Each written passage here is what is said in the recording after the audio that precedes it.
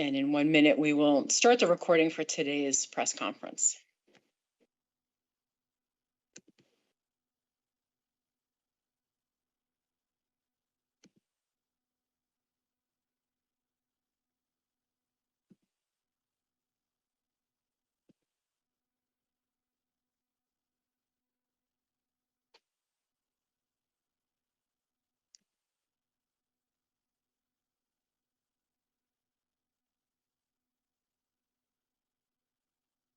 Okay, looks like the folks have slowed down. So let me start today's recording. Thank you for bearing with us.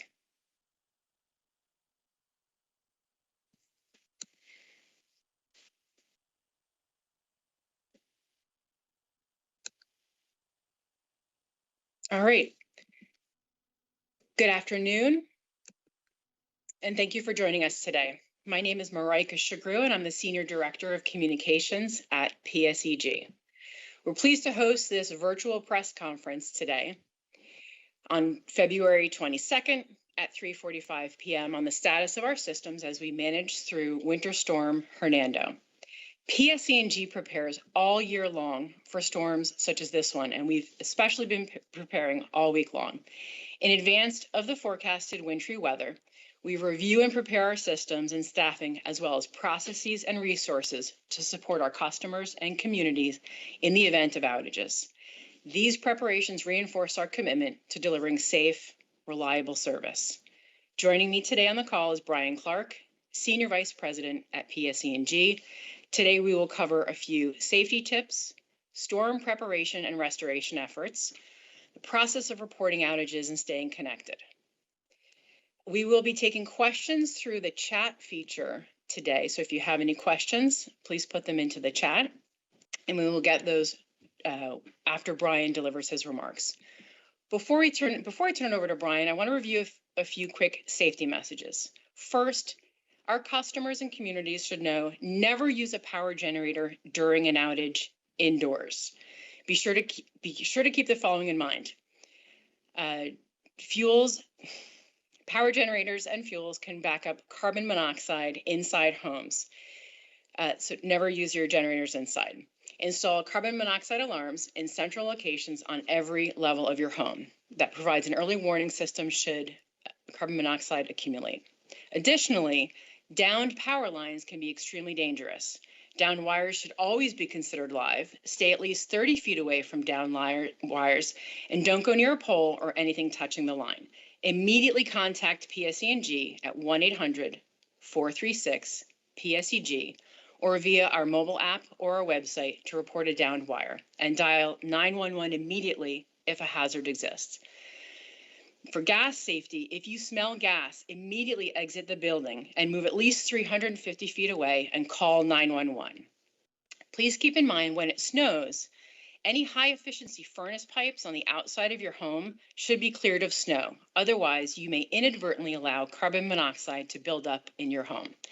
Snow and ice can also damage gas meters and piping. Be careful when removing snow around the gas meter. With that, I'm going to turn it over to Brian Clark for some comments on our preparation and restoration efforts. Brian? Thanks, Marika.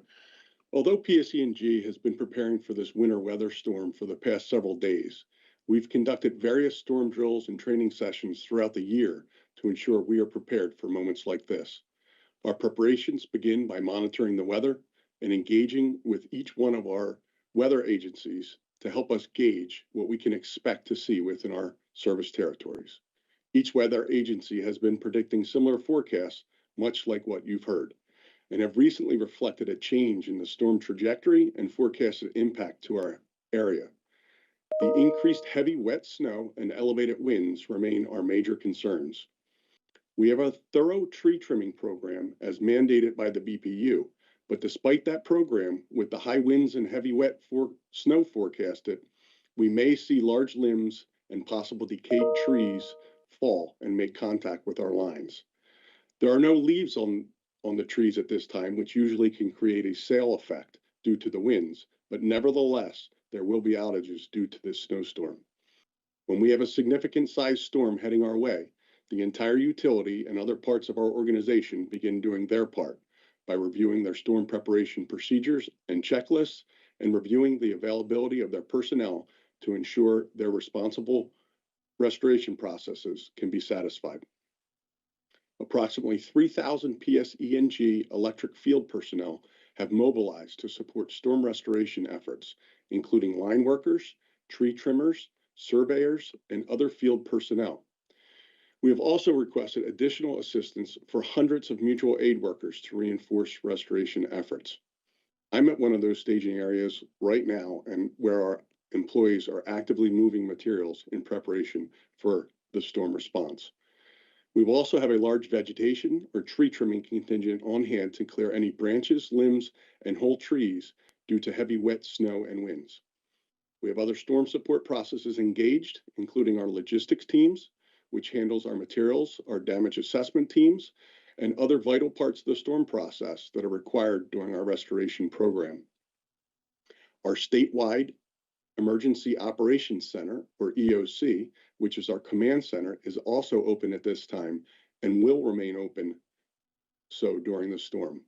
The EOC provides a centralized incident command structure between our senior leaders, electric divisions, and other parts of our storm team to ensure constant communication and assistance is being provided to our folks. Our storm restoration philosophy always begins with the safety of our employees and customers, which again is always first and foremost. We must follow the OSHA regulation regarding 35-mile-an-hour sustained wind limits for our aerial lifts, which protects our line personnel during harsh winds. We cannot and will not put them in harm's way during these high wind peaks. If the sustained winds are beyond this threshold, we must wait until it is safe for our line workers to ascend in the air to perform their work. If the elevated sustained winds go beyond this threshold, we do have the ability to de-energize whole circuits or sections of circuits remotely with our technology if there are reported down live wires that may be hazardous to the public. After the winds subside, our priorities become clearing falling wires, blocking roads to allow state, local, and county emergency responders to get to their destinations, and repairing and energizing impacted critical facilities such as hospitals, sewage and water treatment plants, and police and fire stations. Our restoration effort strategy focuses on restoring the largest blocks of customers first and working concurrently with other crews downstream to restore individual homes and businesses. This includes any one of our substation supply feeds, which may account for customer outages ranging between 5,000 and 30,000 customers within an impacted area. As always, estimated time of restorations will be established for all impacted customers so that they can plan accordingly.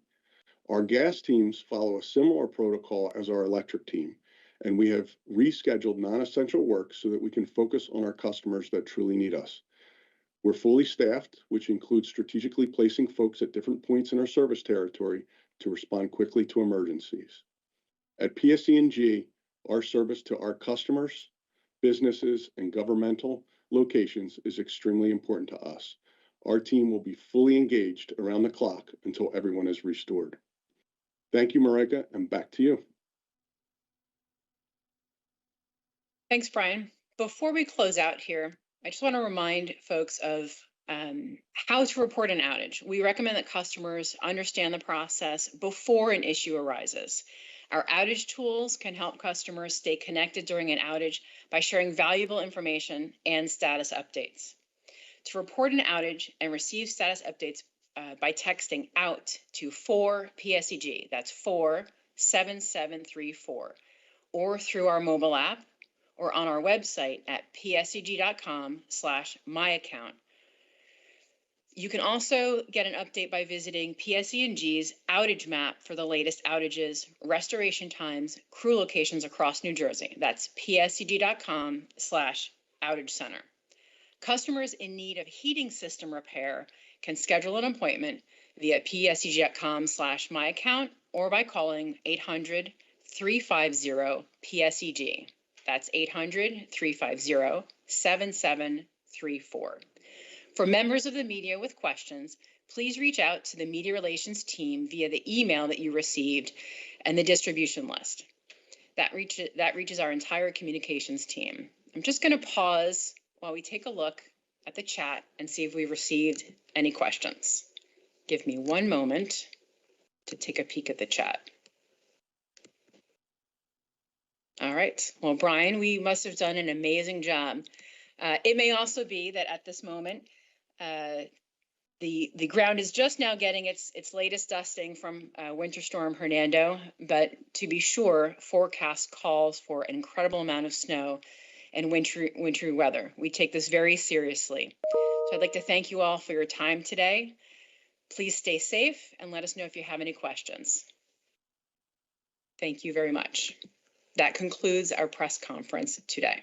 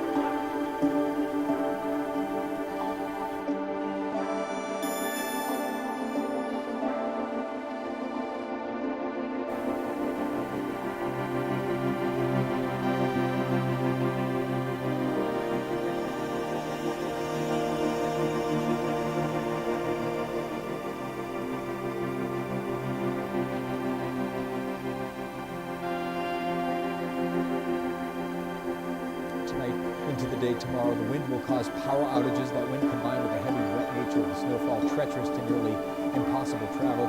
And the wind will be blowing the water onshore. We'll have an onshore wind for a while this evening, leading into high tide. So there could be some moderate to even locally major coastal flooding in vulnerable spots. Maybe upwards of 3 feet of inundation, the south shore back bays of Long Island and also along the Jersey Shore. So we're down to 31 in Central Park. That number has been falling gradually during the course of the afternoon, now allowing the snowfall to accumulate. And those numbers probably settle into the upper 20s to around 30 during the course of the brunt of the storm overnight tonight into tomorrow. So snow gradually turning steadier for the rest of the daylight hours.